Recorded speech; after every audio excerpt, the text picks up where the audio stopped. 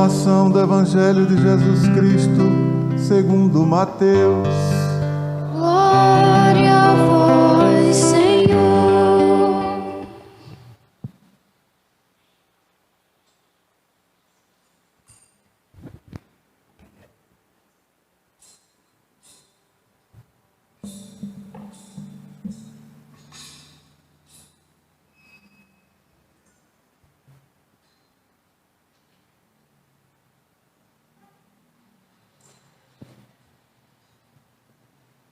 Naquele tempo, disse Jesus aos seus discípulos: Vós sois o sal da terra.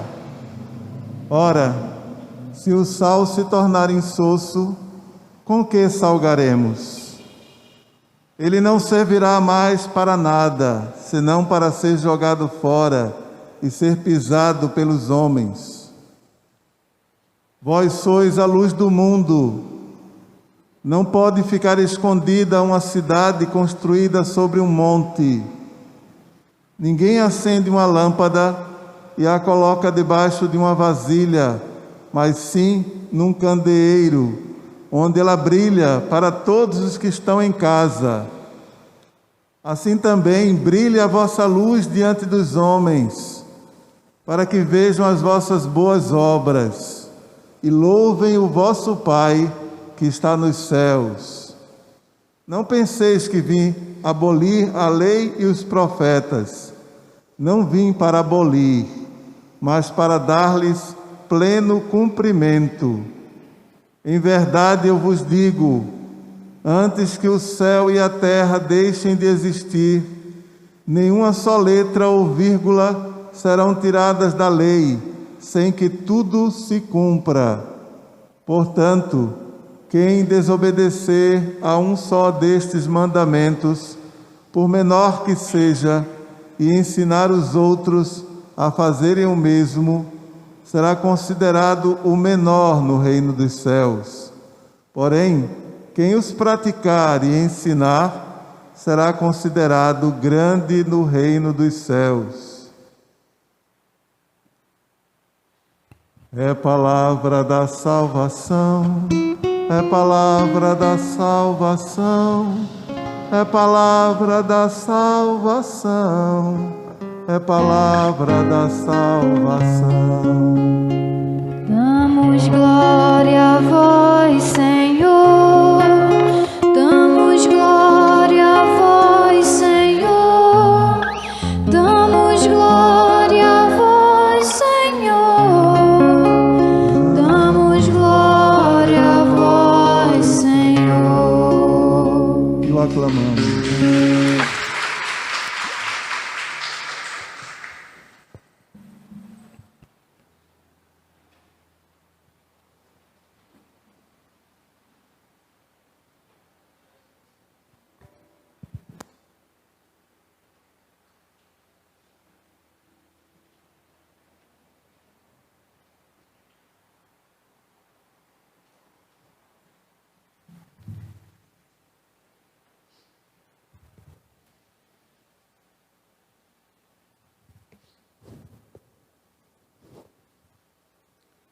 Caríssimo Padre Gustavo, irmãs e irmãos presentes nessa paróquia de Santo Antônio, irmãs e irmãos que nos acompanham em casa, de tantos lugares, a gente não tem nem ideia, porque pelas redes sociais não existem mais fronteiras.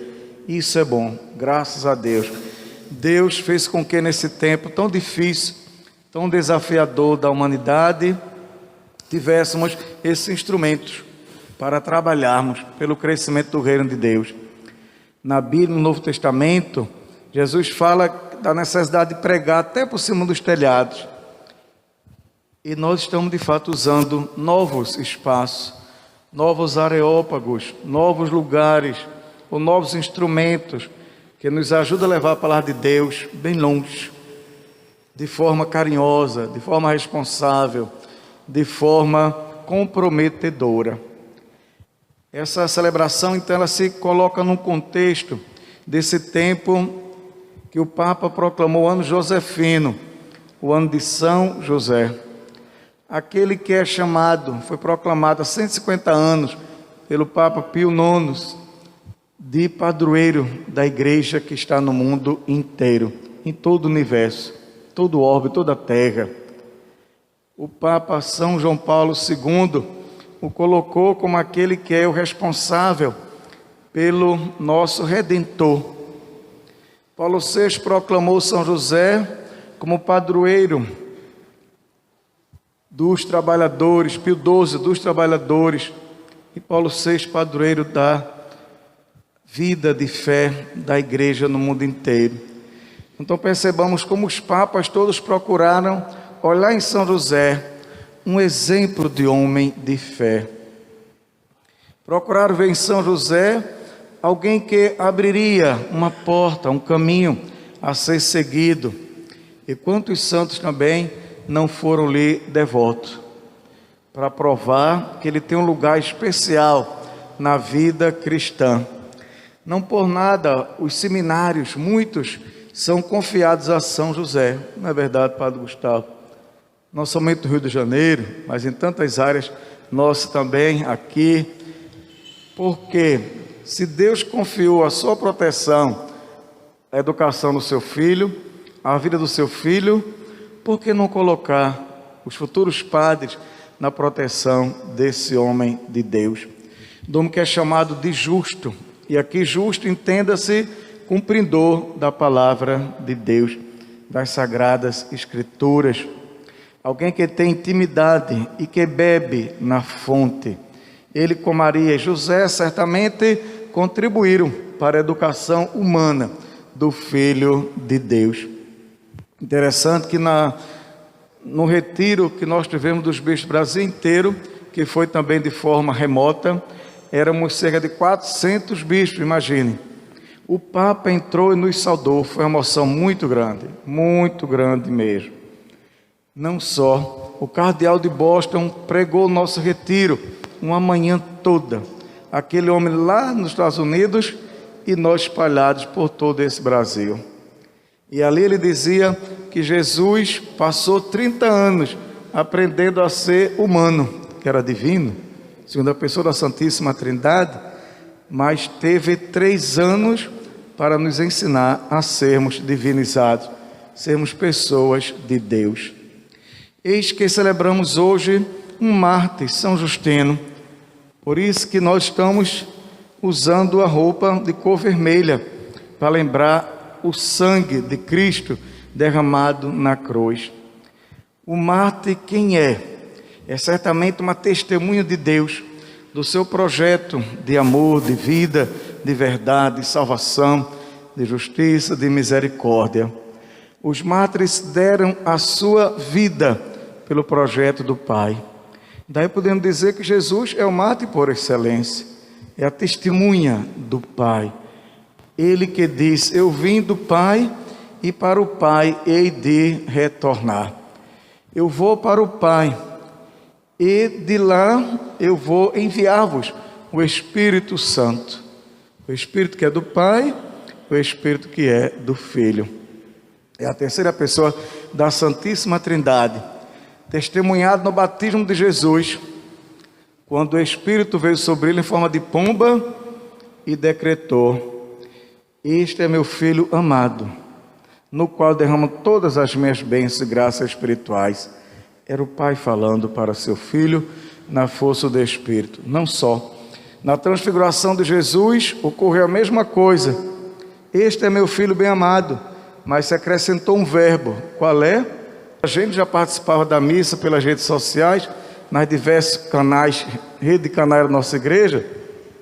É claro que queremos receber o pão vivo descido do céu, mas esquecemos que antes da pandemia a igreja já dizia que tem a comunhão espiritual, ou esquecemos disso? Então a igreja sempre pregou essa comunhão do corpo e do sangue no altar, durante a missa, mas também sempre pregou que era possível a comunhão espiritual. E olhe que durante a semana toda podemos celebrar a Santa Missa, dando graças a Deus com essas restrições, porém no final de semana nos foi solicitada essa compreensão de que não se pode aglomerar. E sabemos por que isso acontece.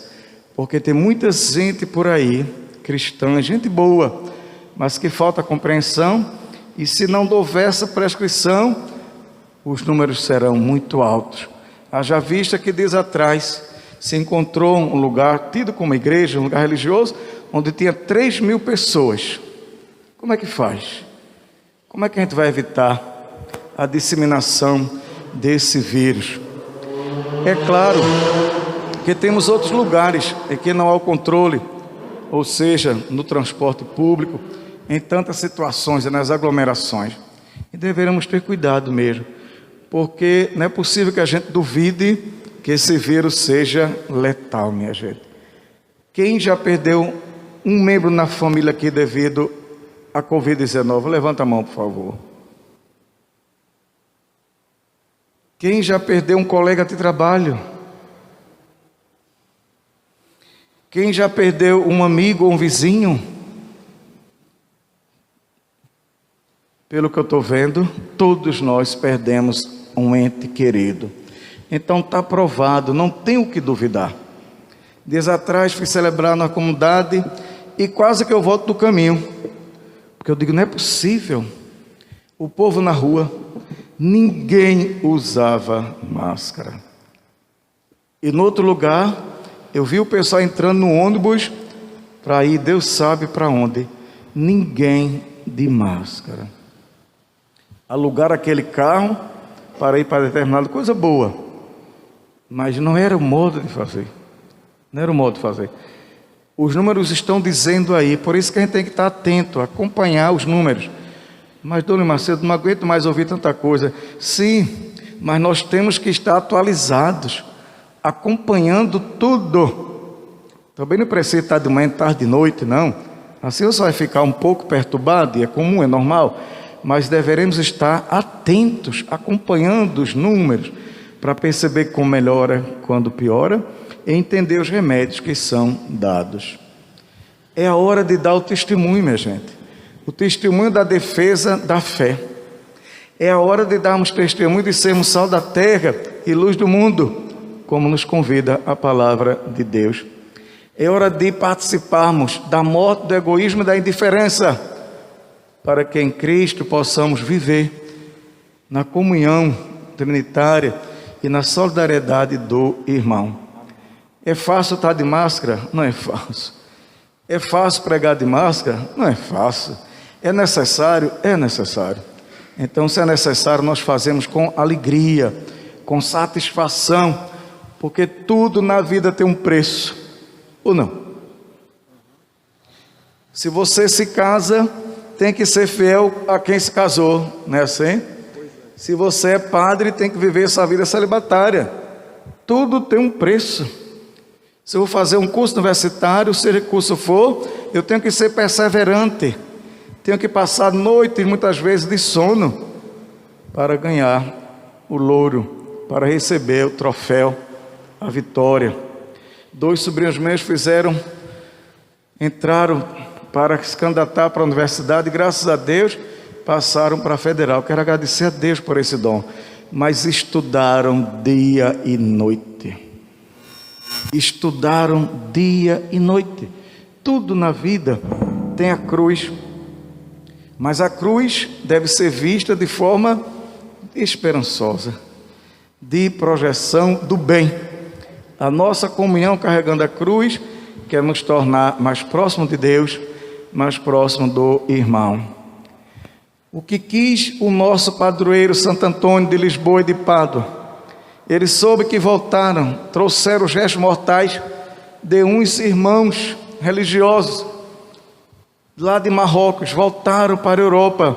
Ele se encantou e se tocou, disse: eu quero ser um deles, eu quero ser mandado para bem longe para evangelizar, para que Jesus Cristo seja amado, conhecido, seguido. E aquele homem se deixou tocar pela palavra de Deus. Era um homem inteligente, de grande futuro, mas colocou na mão de Deus para fazer com que o evangelho se transformasse na salvação de tantas pessoas. Ele procurou se colocar no lugar dos últimos, para levar a todos a Deus, para os céus, como todas as histórias que vocês conhecem muito bem. E certa vez, no dia como hoje, ele fez uma pregação falando de um mártir, primeiro mártir da igreja, Estevão. E ele falava de que Deus, recordava o texto bíblico, onde Deus dizia que dar-vos-ei profetas, sábios e escribas. Profetas. O cristão, pelo batismo, se transforma num profeta. E o profetismo tem duas dimensões: o anúncio da bondade, da beleza de Deus, do seu compromisso para conosco, que é nos salvar, tirar da ignorância, do conhecimento da Sagrada Escritura, das maravilhas que Deus operou, falar da boa notícia da salvação. Por outro lado, o profeta tem que denunciar tudo aquilo que corrói o plano de Deus e a dignidade humana. Hoje pela manhã, celebrando lá na Rua do Imperador, na igreja Santo Antônio dos franciscanos, a gente viu um trabalho muito bonito com moradores de rua, trabalho de assistência e trabalho de promoção humana, trabalho de catequese e trabalho de ensinar, do ensino de uma profissão, para que eles possam também sobreviver. Devemos olhar a pessoa como um todo. É como a gente olha para uma bicicleta e tem os aros. A vida humana, a vida cristã é assim, várias facetas, várias dimensões para observarmos. Dar-vos-ei então sábios. Como é bom a gente receber um conselho de alguém sábio, de alguém de juízo. Como é importante. Ô Padre, eu estou com esse problema, me ajuda a sair dessa situação? Quantas vezes? Aquela pessoa da comunidade, aquela liderança, o texto dos homens, da Mãe Rainha, do apostolado de oração, do Ministério de Música, do grupo de jovens, de tantos movimentos que Deus inspira na nossa igreja, tantas pastorais de serviço, e a gente sabe daquelas pessoas que a gente pode colher uma orientação sadia para ir adiante, recuperando a esperança. Quantas pessoas nesses dias estão mal da mente, estão sofrendo pela perda dos seus entes queridos e amigos, estão sofrendo porque nem sempre podem participar ativamente da igreja, é verdade, mas a igreja não está fechada para ninguém. A gente pode entrar a hora que quiser para rezar, né? Assim, a igreja quer ser de fato esse bálsamo, porque anuncia o Deus amor, o Deus da paz, o Deus da misericórdia. A sabedoria faz parte do trono de Deus. E feliz homem a mulher que procurar esse dom do céu. Foi aquele dom que o rei Salomão pediu a Deus: eu não te peço nem ouro, nem riquezas, nem palácios, dá-me da sabedoria que partilha o vosso trono.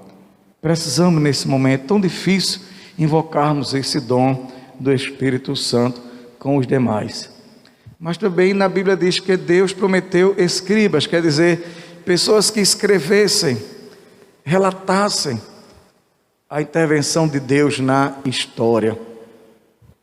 Os profetas, os provérbios, os salmos, se a gente for ver, tem tanta coisa para a gente beber e colocar em prática. Tem tanto conselho maravilhoso, desde os filhos com os pais. Eu sempre insisto em recordar aquele texto que diz: o filho que obedece o pai e a mãe, que cuida do pai e da mãe, tem seus dias prolongados e seus pecados perdoados. Veja que maravilha. Quem cuida do pai e da mãe, minha gente, diante de Deus tem méritos. É reconhecido, é valorizado, porque a paternidade nós sabemos quanto custa. Quando a gente é adolescente, né, que enfrenta o pai e a mãe, é uma coisa. Quando se vira pai e se vira mãe, é outra coisa. Aí a gente vai vendo a preocupação do pai, a preocupação da mãe.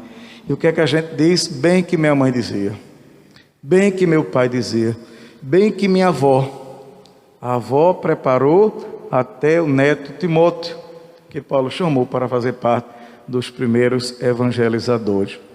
Os escribas e escritores que narram as maravilhas de Deus e a caminhada do seu povo.